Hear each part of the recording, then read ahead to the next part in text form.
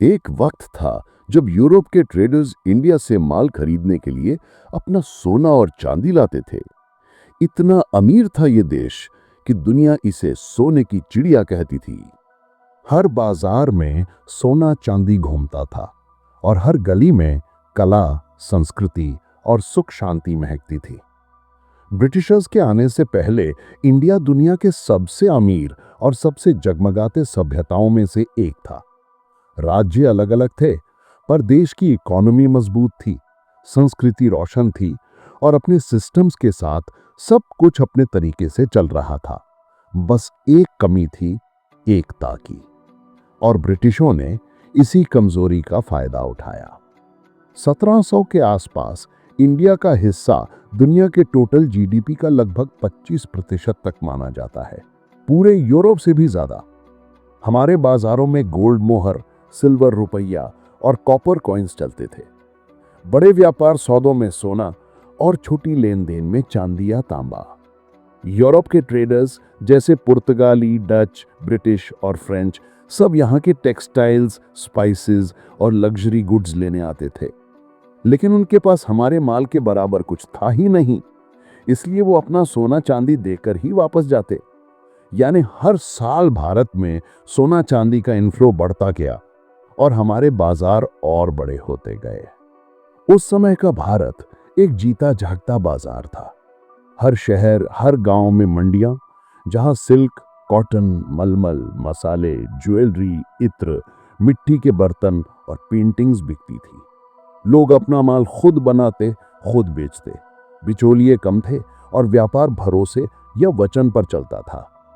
सूरत, कैलिकट, मसूलीपट्टनम, गोवा, मद्रास, बॉम्बे और बंगाल जैसे ports India के सबसे एक्टिव ट्रेड सेंटर्स थे। एक्सपोर्ट्स की बात करें तो यूरोप, चाइना, पर्शिया, अफ्रीका और साउथ ईस्ट एशिया तक जाता था। मसाले, कपड़े, रतन, चावल, चीनी सब एक्सपोर्ट होता और बदले में कुछ लग्जरी आइटम्स और घोड़े इंपोर्ट होते। बिजनेस कम्युनिटीज जैसे मारवाड़ी, चट्टियार, बनिया, गुजराती और पारसी ने अकाउंटिंग और फाइनेंस में वर्ल्ड क्लास सिस्टम बना रखा था। उनका व्यापार वचन पर चलता था। एक बार कह दिया तो लिखने की जरूरत नहीं। मुगल एरा में आर्किटेक्चर अपने गोल्डन एज में था। बाहर के ट्रैवलर्स लिखते थे कि इंडिया के पैलेस और टेम्पल्स के सामने यूरोप के महल छोटे लगते हैं। बाद में ब्रिटिश ने भी इसी डिजाइन को कॉपी करके इंडो सैरेसनिक स्टाइल बनाया, इंडियन और यूरोपियन डिजाइन का एक मिक्स। एजुकेशन के क्षेत्र पर भी भारत आगे था। गुरुकुल और मदरसा दोनों स्पिरिचुअल और प्रैक्टिकल नॉलेज देते थे। गांव अपने आप में सेल्फ सफिशिएंट थे।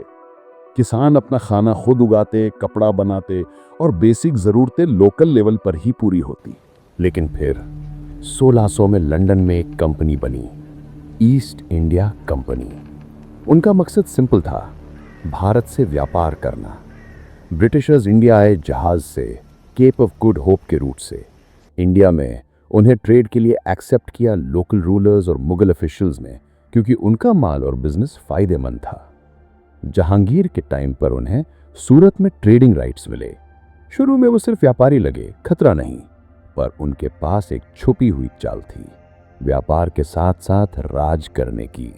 उन्होंने लोकल रूलर्स को तोहफे दिए, रिश्वत दी और एक्सक्लूसिव ट्रेड राइट्स मांगे। साथ ही चुपके चुपके अपनी आर्मी भी बनाते रहे। 16वीं-17वीं सदी में यूरोप के पुर्तगाली, डच, फ्रेंच और ब्रिटिश इंडिया के व्यापार के लिए लड़ रहे थे। पुर्तगालियों ने पहले वेस्टर्न पोर्ट्स जैसे गोवा कंट्रोल किए। डच और फ्रेंच ने अपने ट्रेडिंग पोस्ट्स बनाए, खासकर बंगाल और ईस्टर्न कोस्ट में। ब्रिटिशर्स अपनी ईस्ट इंडिया कंपनी के जरिए धीरे धीरे अपना कब्जा बढ़ाते गए, लोकल राजाओं से मिलकर और छोटी लड़ाइयां जीतकर अपने विरोधियों को हराते रहे। सबसे बड़ा टकराव कार्नाटिक युद्ध में हुआ, जहां ब्रिटिश ने फ्रेंच को कमजोर कर दिया। 1757 के प्लासी के युद्ध के बाद ब्रिटिश ने सारे यूरोपियन कॉम्पिटिटर्स को पीछे छोड़कर इंडिया में अपना प्रभाव जमा लिया। यही था वो पल जहां से ब्रिटिश राज की बुनियाद रखी गई। 1764 में बक्सर का युद्ध हुआ। मुगल सम्राट और रीजनल रूलर्स मिलकर भी ब्रिटिश को हरा नहीं पाए। इस जीत के बाद ब्रिटिश ईस्ट इंडिया कंपनी को बंगाल, बिहार और अवध में दीवानी राइट्स मिल गए, यानी लोगों से टैक्स वसूलने का हक। अब व्यापारी शासक बन चुका था। इसके बाद ब्रिटिशर्स ने डिवाइड एंड रूल शुरू किया, मतलब राज्यों के बीच झगड़े बढ़ाकर अपना फायदा उठाया। मराठा, मैसूर, पंजाब और हैदराबाद सब इस पॉलिसी का शिकार बने।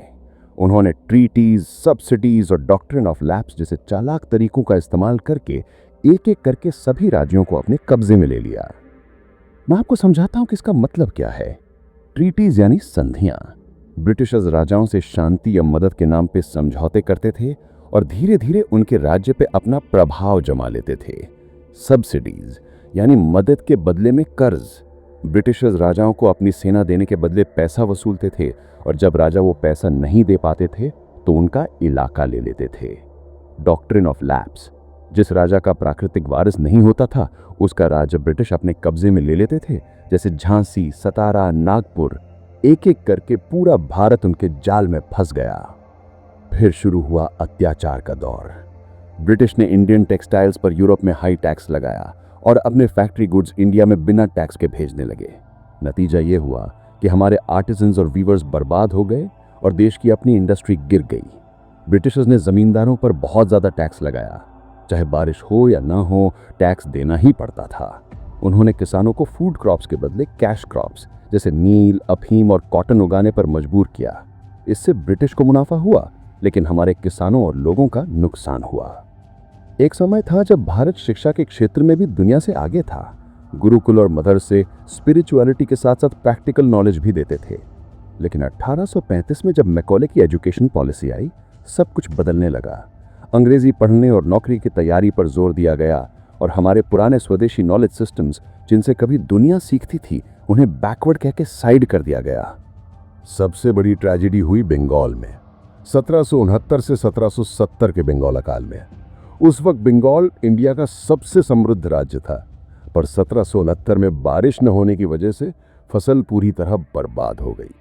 फिर भी ब्रिटिशर्स ने टैक्स कम नहीं किया क्योंकि उनको प्रॉफिट से मतलब था, लोगों से नहीं। कितनी घिनौनी बात थी है। लोगों के पास खाने को कुछ नहीं बचा, फिर भी उन्होंने किसानों को मजबूर किया कि फूड क्रॉप्स के बदले नील, अफीम और कॉटन जैसी कैश क्रॉप्स उगाएं। इससे ब्रिटिशर्स का मुनाफा तो हुआ, लेकिन हमारे किसान भूख से मर गए। लगभग 10 मिलियन यानी 1 करोड़ लोग मारे गए, गांव खाली हो गए, कीमतें बढ़ गईं और फिर भी ब्रिटिशर्स ने अपना टैक्स सिस्टम चालू रखा। यही था द ग्रेट ड्रेन, जहां इंडिया का सोना, धन और मेहनत सब ब्रिटेन के ट्रेजरी में चला गया। इंडिया एक रॉ मटेरियल सप्लायर बन गया और ब्रिटिश गुड्स का मार्केट। किसान टूट गए, कारीगर बेरोजगार हो गए और अपनी ही संस्कृति को नीचा समझने लगे। ब्रिटिश ने इंडिया से लगभग 45 ट्रिलियन डॉलर तक का धन लूटा था। यह एस्टिमेशन है इकोनॉमिस्ट उत्साह पटनायक के हिसाब से। सोचो, 200 साल तक ब्रिटिश ने इंडिया के रिसोर्सेज, सोना, चांदी, कपड़ा और खेती के प्रॉफिट सब अपने देश में भेजते रहे। इंडिया जहां एक टाइम सोने की चिड़िया कहलाता था, वही देश ब्रिटिश रूल के अंत तक गरीबी और भूख से जूझ रहा था। उन्होंने सिर्फ पैसा ही नहीं, बल्कि हमारी इंडस्ट्रीज, कल्चर और सेल्फ रिस्पेक्ट भी छीन ली। एक देश जो कभी दुनिया को अपना माल और कला देता था, अब गरीबी और डिपेंडेंसी में ढल गया था। लेकिन जब 1947 में आजादी मिली तो पहली बार इंडिया एक मॉडर्न नेशन स्टेट बना, एक झंडा, एक संविधान और एक नेशनल आइडेंटिटी के साथ। और यही एकता थी जिसने हमें सरवाइव करने और फिर से उठने की ताकत दी। सोने की चिड़िया फिर से उड़ने लगी, लेकिन इस बार अपने पंखों से, अपने सपनों से और अपनी आजादी के साथ। फिर से मिलेंगे, तब तक आपका शुक्रिया।